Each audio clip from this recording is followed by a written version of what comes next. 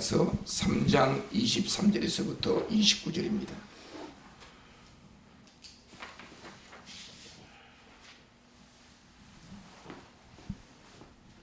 믿음이 오기 전에 우리는 율법 아래 매인바되고 계시될 믿음의 때까지 갇혔느니라. 이같이 율법이 우리를 그리스도께로 인도하는 초등교사가 되어 우리로 하여금 믿음으로 말미암아 의롭다함을 얻게 하려 함이라. 믿음이 온 후로는 우리가 초등교사 아래 있지 아니하도다. 너희가 다 믿음으로 말미암아 그리스도 예수 안에서 하나님의 아들이 되었으니 누구든지 그리스도와 합하기 위하여 세례를 받은 자는 그리스도로 옷 입었느니라. 너희는 유대인이나 헬라인이나 종이나 자유인이나 남자나 여자나 다 그리스도 예수 안에서 하나이니라. 너희가 그리스도의 것이면 곧 아브라함의 자손이요 약속대로 유업을 이을 자니라. 아멘. 우리는 지금 계속해서 갈라디아서를 우리가 있게 살펴보고 있는데, 우리나라의 개신교 선교사가 우리나라에 오셔서 상주하면서 복음을 전할 때가 1884년, 그러니까 지금으로부터 139년 전이죠. 상주하는 선교사가 이제 입국한 그날을 우리 개신교 선교의 출발점이라 그렇게 말합니다. 이 이야기는 미국의 선교사들이 자신들이 입국하는 그 날을 한국 개신교 시발점으로 삼아 역사를 정리해왔던 거죠. 그래서 초기에는 선교사 중심에 의해서 한국 교회가 이어져 왔기 때문에 우리 한국 개신교의 100주년 기념, 50주년 기념, 100주년 기념도 다 이 선교사들의 주장에 의해서 1884년을 기준으로 해서 50주년 기념을 1934년으로 4년에 드렸고, 그 다음 100주년은 1984년에 100주년 행사를 했었죠. 그러나 그 선교사들이, 상주하는 선교사들이 입국하기 5년 전에 이미 만주에서 로스 선교 맥켄타이어 선교사에 의해서 세례를 받고 황해도 지역에서 복음을 전할 때가 1879년, 그러니까 선교사들이 오기 5년 전이에요. 그래서 황해도 지역에서 황해도 장녕 지역에서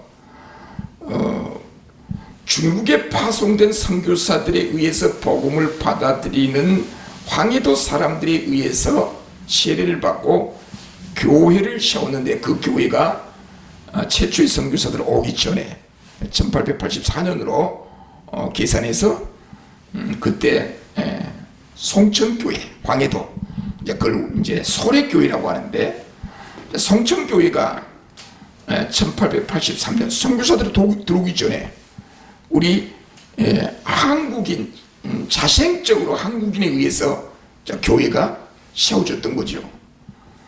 그래서 이제 서상윤, 서경조 형제가 자기 초가집에서 이제 예배를 드렸죠. 선교사들에게 복음을 받아들이고 나서 예배를 드리고 초가집에서 예배를 드리다가 이제 무당의 집을 매입해 가지고 거기다가 교회를 건축해요. 순수한 우리 손으로 이제 교회를 건축하자 해가지고 이제 초가집에서 무당 그 터에다가 교회를 짓는데, 최초에 지은 그 교회 사진이 공개가 된 적이 없었어요. 그런데 지난주에 그 최초로 무당집에 교회를 세웠던 그 건물 사진, 그게 저 손에 들어왔어요. 야, 얼마나 감사든지. 한 번도 한국 교회에 소개된 적이 없는, 그 이후에 최초의 교회를 이제 개조했던 과정들의 교회의 사진이 나왔는데, 자, 그때 사진을 보면서 무슨 생각이 드냐면은, 선교사들에 의해서 교회가 세워진 것이 아니라 중국에 파송된 선교사들에 의해서 세례를 받고 복음을 전도받은 우리 조선 사람, 한국 사람들이 당신들이 교회에 예배를 드리고 교회를 세워갔다는 거. 정말 이건 세계에서 유례를 찾아볼 수 없는 그런 선교 현장이죠. 선교사들이나 초기 우리 한국교회 역사를 보면, 초기 교회 역사를 보면 우리가 하나님을 믿어야 한다, 하나님 앞에 구원을 받아야 한다, 그렇게 말하면서 뭘 전하냐면은 예수 그리스도를 전해요. 그러니까 초기에서부터 현대 이르기까지 뭐 세계 역사가 그렇습니다만은 하나님을 믿는 유일신앙 종교 아닙니까? 우리는 하나님을 믿는 유일신앙 종교. 초기 많은 선교사들이, 예국의 선교사들이 피선교지에 가가지고 오로지 예수 그리스도의 복음 외에는 우리에게 희망이 없다 그러면서 예수 그리스도의 복음을 전해요. 예수 그리스도의 복음을 전하는데 우리는 하나님을 잘 믿어야 되고 하나님 앞에 구원받아야 한다. 그럼 우리는, 기독교는 하나님을 믿는 종교요, 예수님을 믿는 종교요. 거기에서 초기 복음이 전개되었을 때, 전해졌을 때 그런 많은 고민들이 있었어요. 고민들. 고종실록, 우리 조선 왕조실록을 보면 그 왕들이 이제 가톨릭, 이 천주교가 들어오자 이제 하나님을, 예수 그리스도의 복음을 전했잖아요. 그래서 고종이 반포를 해요. 그 그런 이단 사상을 우리가 받으면 안 된다. 그때 고종, 우리 복음이 들어오기 전에 이 조선 왕조들이 믿었던 그 신은 상제라고 하는 개념으로 이제 신을 믿는 거죠. 그 상제를 믿었는데 그 이후에 많은 세계 역사, 우리 개신교 역사, 세계 기독교 역사, 그리스도교 종교는 하나님을 믿는다라고 말하면서, 하나님 앞에 구원받아야 한다라고 말하면서 예수 그리스도 십자가 복음을 전하더라, 그 말이에요. 이게 무슨 말이냐면은, 우리 기독교는, 그리스도교는 초월에 계신 저 영원한 하나님이, 초월에 계신 저 영원한 하나님은 우리가 경험할 수 없는 부분 아닙니까? 임마누엘 칸트는 초월에 계신 하나님을 유한한,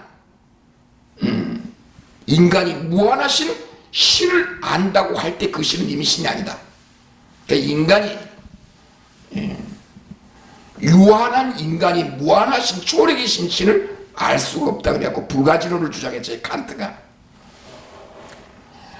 그래서 저 영원하신 하나님을 제한된 우리 인간의 이성으로 그 하나님을 어떻게 알 수 있겠는가? 알 수 없다? 알 수 없다. 그럼 어떻게 아는가?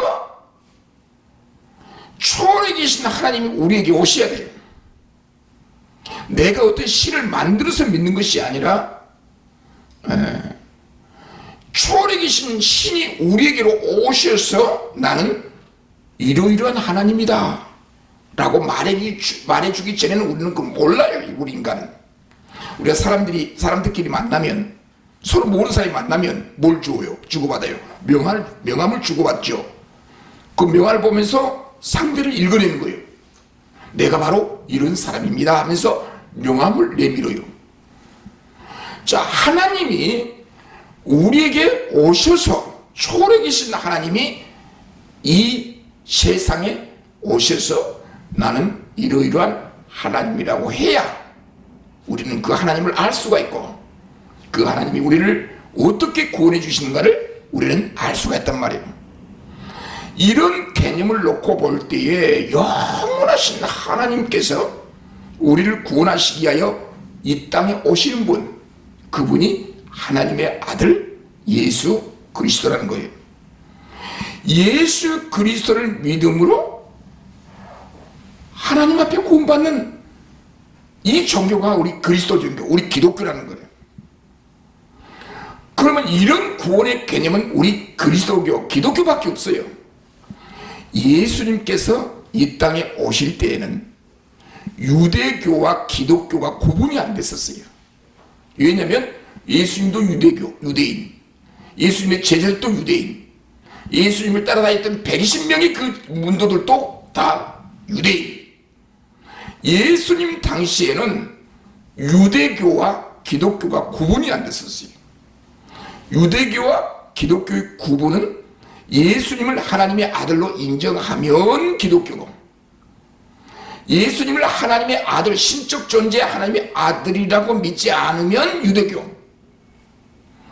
자, 예수님 시대는 유대교와 기독교가 구분이 안 됐는데 예수님의 제자들 때부터 구체적으로 유대교와 기독교가 나눠지기 시작한 거예요.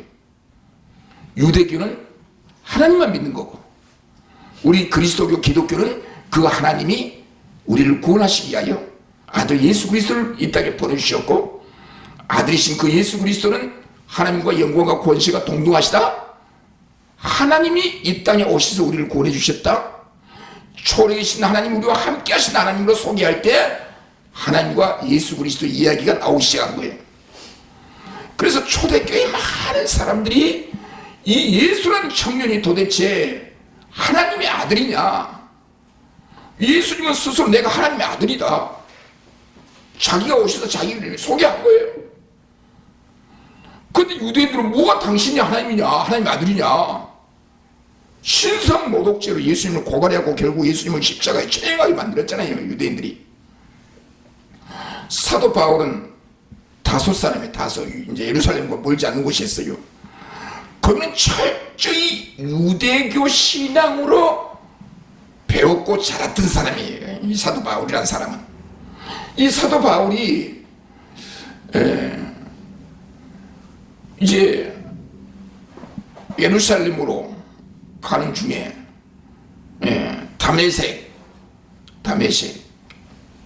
어디예요? 시리아 다마스커스, 시리아 수도가 다마스커스죠. 지금 현재 지진나는 거지죠. 바울이 다메섹 도상을 가는데 이제 예수 그리스도를 인정하지 않는다고 했죠. 유대인들은 예수 그리스도를 믿는 자를 잡아다가 예루살렘에 보고해서 그들을 처리하려고 가고 있는데 갑자기 기적의 현상이 일어나는 거예요. 그때 부활하신 예수님이 사도 바울에게 나타나가지고 사울아 사울아, 바울의 이름이 전에 사울이야, 사울아 사울아, 너가 어떻게 나를 핍박하느냐, 난 네가 핍박하는 예수다 하면서 바울에게 부활하신 예수님이 나타나셨어요. 내가 하나님의 아들이다. 그때 바울이 사울인 바울이 그 변화를 받는 거예요.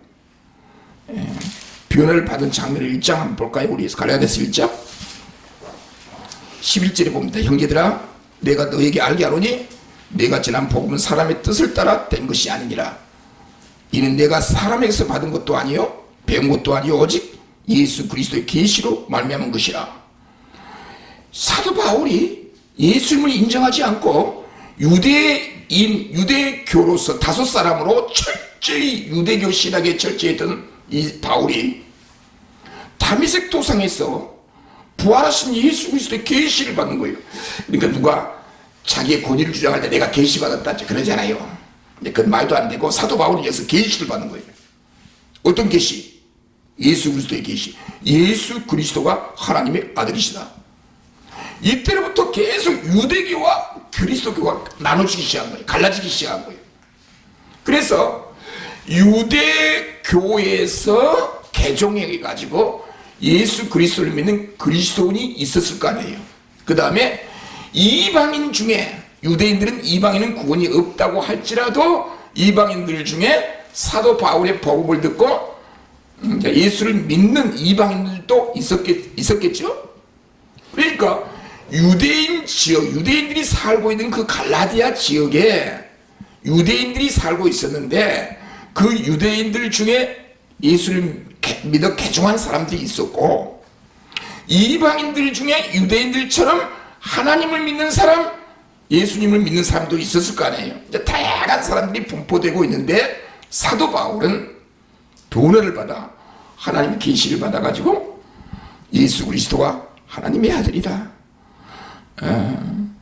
유대인들의 하나님뿐만 아니라 이방인들의 하나님인데, 이방인의 하나님도 되는데 바로 그 하나님이 그 아들이신 예수 그리스도를 이 세상에 보내주셔서 우리와 함께 해주셨고, 그래서 예수님을 임마누엘 함께 해주셨고, 누구든지 유대인이나 이방인이나 남자나 여자나 할 것 없이 누구든지 누구를 믿으면, 예수 그리스도를 믿으면 하나님의 자녀요. 구약 성경에 말씀한 아브라함의 자손으로서 아브라함에게 주어진 복이 우리에게 임하게 된다. 이 이야기를 사도 바울이 오늘 본문에서 이야기하면서 오늘 본문 3장 핵심 내용은 3장 본문 23절에서부터 29절까지의 말씀 중에 핵심 내용은 26절 볼까요? 너희가 다 믿음으로 말미암아 그리스도 안에서, 그리스도 예수 안에서 하나님의 아들이 되었으니 너희가 다 뭘로 말미암아? 믿음으로 말미암아 그리스도 예수 안에서 하나님의 아들이 되었다. 이야, 이 이야기는 유대인들에게는 기절초풍할 내용이에요. 유대인들에게는 기절초풍할 내용이라. 이게 유대인들 입장에서 보면 바울은 역적이라, 역적, 이단이라, 이단. 어떻게 해서 저 청년 예수가 어떻게 하나님과 동등하냐? 이미 이 갈라디아서를 기록하기 20-30년 전에 청년 예수가 십자가에 처형되어 있죠. 20-30년 전에 이야기를 우리가 다 알고 있잖아요. 보통 기억 다 하잖아요. 20-30년 전에 예수라는 청년이 십자가에 처형됐어요. 처형된 그 예수가 어떻게 하나님의 아들이냐? 그 예수를 믿어야 어떻게 우리가 하나님 앞에 구원받느냐? 많은 유대인들은 그 내용 거부했어요. 근데 유대인 가운데 낳고 자라고 배웠던 바울은 하나님으로부터 선택을 받아, 예수님으로부터 선택을 받아 계시를 받고 이걸 기록하기 시작한 거예요. 그래서 갈라디아서를 기록한 거예요. 사도 바울이 예수 그리스도를 통해서 받은 그 계시가 신실하고 우리가 믿는다고 한다면 바울이 한 이 이야기가 진짜라는 거예요. 자, 사도 바울이 갈라디아서를 기록했는데 갈라디아서의 기록이 뭐예요? 구약의 모세 율법으로 우리가 하나님 앞에 의롭다함을 받는 게 아니라, 어떤 법을 지켜가지고 우리가 의롭다함을 받는 게 아니라, 우리 인간의 행위 여하를 통하여 우리가 하나님 앞에 의롭다 하심을 받는 것이 아니라, 구원을 받는 것이 아니라, 그것과 상관없이 하나님의 아들 예수 그리스도를 믿어야 하나님 앞에 구원받는다. 하나님은 우리 인간의 행위 여하에 따라서 의롭게 되는 방법을 우리에게 주신 일이 없다. 내가 율법을 잘 지켜 의롭게 되는 길이 있었다고 한다면 우리에게 믿음으로 말미암아 구원받는 길을 우리에게 제시하는 일이 없을 것이다. 예수 그리스도 믿음으로 의롭다함을 받는 이 진리는 율법으로 말미암아 행위 여하에 따라 의롭게 된다는 사실을 우리 부정되기 때문에, 인정하지 않기 때문에 오로지 예수 그리스도를 통해서 우리가 구원받는다는 사실을 여기서 보여주고 있는 거예요. 그래서 이제 자꾸 유대인들은 사도 바울에게 딴지를 걸잖아요. 예를 들어서 유대인들이 이 김포에 100명이 살고 있다고 쳐요. 그 100명 가운데 10명이 예수를 믿게 됐어요. 근데 90명 유대인들이 자꾸 그 10명, 예수 믿는 그 10명들에게 야, 너희들은 가짜다. 어디 구약 성경에 우리가 선민으로서 하나님 주신 그 선민으로서 율법을 지키고 그대로 순종하고 준수해야 하나님의 자녀가 되고 하나님의 백성이 되고 하나님 앞에 의롭다 하심을 받는 것이지, 천국 가는 것이지. 뭐? 바울이 뭐라고 말했다고? 30년 전에 십자가의 처형이 된 그 젊은 청년 예수를 믿어야 구원받는다고? 말도 안 되는 소리 하지 마. 이런 이야기를 하니까 유대교에서 예수를 믿는 기독교 그리스도인이 된 성도들은 고민하게 되겠죠. 고민. 유대인이 말을 들어야 할까? 바울이 말을 들어야 할까? 바울은 이렇게 이야기한 거예요. 야들아 내가 그렇게 너희들에게 예수 그리스도의 복음을 전했음에도 불구하고 그 복음에서 이탈하여 거짓 유혹자들에 의해서 이탈하여 이 복음에서 이탈한 그 행위, 이 복음에서 떠나 다시 옛날 유대교로 돌아간다든가 그걸 의심하는, 예수를 믿는 구원받는 이 진리를 의심하는 너희들의 행동을 보면서 내가 답답하다. 그래서 사도 바울은 그 유대교에서 그리스도를 믿는 신앙으로 개종한 사람들이나 이방인들 중에 예수를 믿는 사람들에게 걱정하지 말아라. 유대인들이 하는 이야기 듣지 말고 그 유혹에 넘어가지 말고 내가 다메섹 도상에서 예수 그리스도를, 부활하신 예수 그리스도로부터 받은 그 계시, 진리, 예수 그리스도는 하나님의 아들로서 그분이 아니고서는 하나님 앞에 의롭다 하심을 받거나 구원받는 길이 없다. 그러면서 바울은 이런 취지로 설명하는 겁니다. 세상에 하나님의 백성이라고 말한 유대인들은 그 하나님께서 버리신 예수를 지금 거부하고 있다. 참 이거 재밌는 이야기잖아요. 유대인들은 하나님의 백성이라고 말해요. 하나님의 백성이라고 서민이라고 말하면서 그 하나님이 보낸 예수를 거부하고 있는 거예요. 그럼 그들이 진짜예요, 가짜예요? 가짜라는 소리 아니에요. 가짜 따라가지 말고 예수 그리스도가 아니면 안 된다. 그러면서 율법을 이야기해줘요. 율법이 뭐냐? 그 율법을 통해서 우리에게 의롭게 되는 방식으로 율법을 주신 일이 없다. 만약에 율법을 통해서 의롭게 된다고 주장한다고 한다면, 야, 내 말 들어봐라. 그 율법은 너희를 죽이는 거야. 그 율법은 너희들이 죄인이라는 사실을 알게 하는 거야. 그리스도 안에 있는 자들에게 구약의 율법은 의롭게 되는 조건이 아니라 하나님의 백성으로 그리스도 안에서 구약의 율법은 예수 그리스도를 예언해주고 있는, 소개시켜주고 있는 하나님의 예언의 말씀으로서 우리가 받아들이지만 유대인들처럼 구약의 율법은 의로움의 조건으로 우리에게 주신 일이 없다. 그래서 유대인들에게 그리스도께서 오시기 전에는 그 율법은 감옥과 같은 것, 그 다음에 초등학문, 학문, 교사, 이런 복음을 이야기하면서 23절은 믿음이 오기 전에, 즉 계시될 믿음 때까지, 그 다음에 24절에서는 초등교사, 24절에 이같이 율법이 우리를 그리스도에게로 인도하는 초등교사가 되어 우리로 하여금 믿음으로 말미암아 의롭다함을 얻게 하리 함이라. 그리스도 안에서 믿음으로 의롭다함을 얻게 하려고 구약 성경에 일정 기간 동안 초등학문으로 우리에게 존재하고 있다. 25절에 믿음이 온 후로는 우리가 초등교사 아래 있지 아니하도다. 그럼 누구 아래 있어요? 26절에 너희가 다 믿음으로 말미암아 그리스도 예수 안에서 하나님의 아들이 되었으니. 27절에 누구든지 그리스도와 합하기 위하여 세례를 받은 자는 그리스도의 옷을 입었느니라.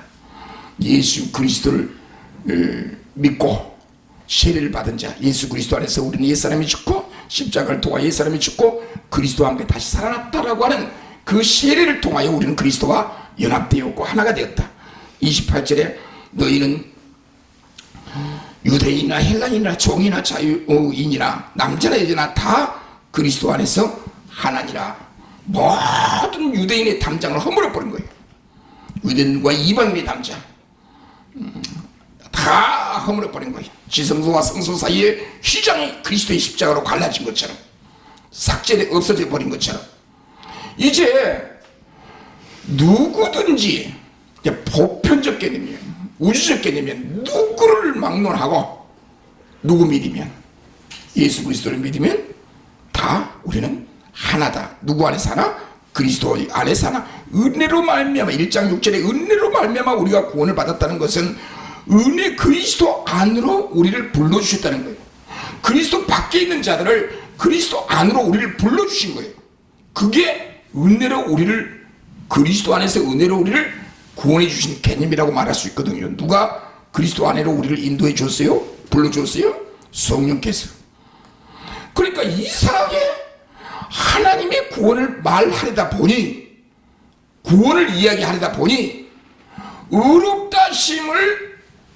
의롭다심을 이야기하려다 보니 성령께서 내 마음을 감동하셔서 은혜를 주셔서 깨닫게 하고 예수 그리스도를 믿게 하고, 예수 그리스도를 믿게 해서 하나님 앞에 구원받게 하시고, 그러다 보니까 기독교에서, 우리 그리스도교에서 하나님을 말할 때, 구원을 말할 때 하나님, 성부 하나님, 성자 하나님, 예수님 하나님, 예수님, 그 다음에 성령 하나님, 이걸 좀 어려운 말로 삼일째 하나님, 그러니까 초월에 계신 하나님이 우리와 함께 하셔서 우리를 구원하신 하나님으로 성경은 어떻게 우리에게 묘사해주고 있는가? 어떻게 하나님을 소개시켜주고 있는가? 삼위일체 하나님. 사도 바울은 철저히 여기에 못을 박고 우리에게 복음을 전해주고 있는 거예요. 그래서 이런 사도 바울이 그리스도로 말미암아 계시를 받는 이 말씀이 진리이므로 바울이 그 진리 안에서 우리에게 설명해 주신 하나님에 관한 이야기, 구원에 관한 이야기는 진실하다, 사실이다, 생명이다. 그래서 우리가 이 땅에 살아가면서 우리가 약한 부부들이 너무너무 많이 있어요. 쓰러지고 넘어지고 자빠지고 좌절하고 절망하고 낙심하고, 때를 따라 좋은 일이 있으면 좋을 텐데 안 좋은 일 때문에 이런 고민하고 갈등하고. 자, 그때마다 성령께서 우리와 함께 해주셔서 걱정하지 말아라. 예수 그리스도를 믿는 주의 종들에게 내가 세상 끝날까지 너희와 함께 해주시리라. 걱정하지 말아라. 놀리지 말아라. 우리의 손을 잡아주고 어깨를 토닥거려 주시면서 내가 너를 도와주마. 내가 너를 도와주마. 대통령이 소재라 내가 너를 도와주마. 그런 말 들으면 얼마나 좋겠어요. 대통령은 게임이 안 돼요. 하나님 여호와께서 예수 그리스도를 믿는 주의 종들에게 성령의 능력으로 성령이 임재하셔서 내 곁에 계셔서 걱정하지 말아라. 내가 도와주마. 내가 도와주마. 거기서 우리는 희망을 갖는 거예요. 희망을 갖는 거예요. 그래서 29절에 보면 너희가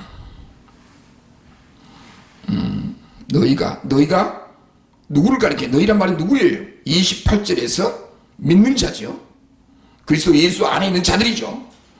예수 그리스도 안에 있는 너희가 그리스도의 것이라 그 말이에요. 그리스도의 것이면, 이제 결론을 말해요. 사도 바울이 자꾸 유대인들이 이방인들에게, 그리스도를 믿는 유대인들에게, 유대교를 포기하고 버리고 기독교로 간 교인들에게, 동료 유대인들에게, 너희들은 유대교에서 떠났기 때문에 아브라함의 자손이 아니다. 구약 성경에 아브라함의 자손에게 엄청난 복이 주어지잖아요. 번창의 복, 이복, 저복, 많은 복을 주시겠다고 약속해 줬잖아요. 그러니까 유대인들이 유대교에서 떠난 너희들은 아브라함의 자손이 아니고 아브라함의 복을 받을 수가 없다. 너희들에게는 화가 임하고 저주가 임할 것이다. 얼마나 더럽겠어요. 그 말 들으면. 그러니까 사도 바울은 걱정하지 말라, 걱정하지 말라. 저 가짜 소리에 귀를 기울이지 말아라. 예수 그리스도 안에 있는 너희들은 그리스도의 것이며, 그리스도의 것이면 곧 아브라함의 자손이에요. 약속들의 유업을 이을 자니라. 그러니까 스스로 이 말을 듣는 자들은 마음에 생각할 거예요. 내가 그럼 예수를 믿으면 유대인들이 말한 것처럼 나는 저주받은 게 아니네. 아브라함의 복에서 제외된 사람이 아니네. 하나님의 자녀네. 구원받은 의롭다는 받은 자녀네. 거기에 대못을 박은 거예요. 대못을. 한국교회 140여 년의 역사를 추적해보면 예수 그리스도의 생명의 복음이 활기차게 증거될 때는 역사가 일어나고, 우리 한국교회의 초기 선교의 역사를 되돌아가 보면요, 오늘날처럼 그런 설교가 아니었어요. 초기 선교사들의 설교는 할 때마다 예수 그리스도를 통하지 않고는 하나님의 그 어떤 풍요로움도 은혜도 복도 기도응답도 없다. 그래서 가는 곳곳마다 그 청중들에게, 민초들에게 희망이 있다고 한다면 예수 그리스도의 십자가 복음에는 없다. 사도 바울이 얘기했던 것처럼 많은 선교사들, 마포 3열 선교사나 많은 선교사들이 했던 이야기가 예수 그리스도의 복음 외에는 나는 의미가 없다. 자, 그런데 오늘 우리 현대 설교를 들어보면, 신앙생활 하는 거 보면 전부 다 인간 행위에 말초신경을 건드려서 어떻게 해서든지 그 행위를 일으키게 하려고. 물론 우리가 실천적인 행위는 중요합니다. 그건 실천적인 행위가 어떤 원리로 우리에게 적용되는가, 내가 언제 위로를 받고 언제 힘이 있게 사생결단하며 죽음을 각오해서라도 이 복음에서 떠나지 않고 사명을 감당하고자 하는 그 동기가 어디로부터 오나요? 막 설교자들이 이렇게 해야 복받고 저렇게 하면 복받고 이래야 된다, 그래서가 아니라 성경을 읽어보니 내가 믿고 있는 그 하나님이 생명의 구주예요. 이런 하나님을 믿는다고 한다면 내가 들어올 것이 뭐가 있겠는가? 내가 계룡을 피우면 되겠느냐? 그래서 동기부여가 되는 거예요. 선교사들은 그런 원리로 가르쳤어요. 특징은요, 우리나라에서 외국에 선교사로 나가잖아요. 그 선교사님들이 선교활동을 하다가 우리나라에 지원해주는 한국교회에 와서 보고대회를 하는 경우가 있어요. 선교사들이, 외국에 나간 선교사들이 우리나라에 오셔가지고 보고대회를 하면서 설교하는 경우들이 있어요.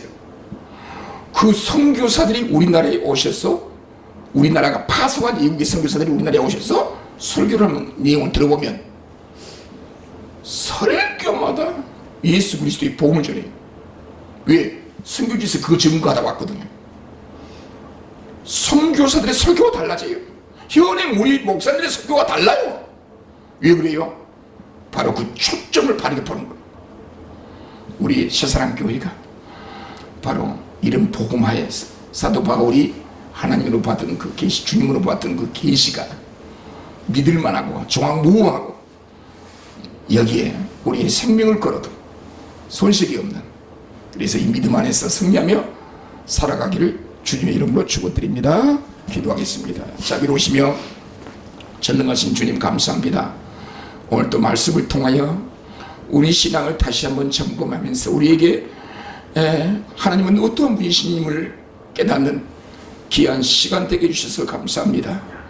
저희들이 날마다 살아갈 때에 이 모양 저 모양으로 부대끼며 살아가지만 그래도 늘 나와 함께 하시는 주님을 바라보면서 하나님 앞에 우리의 신앙을 지켜나가며 바르게 살아갈 수 있도록 우리 주님께서 역사해 주옵소서. 예수님의 이름으로 기도드리옵나이다. 아멘.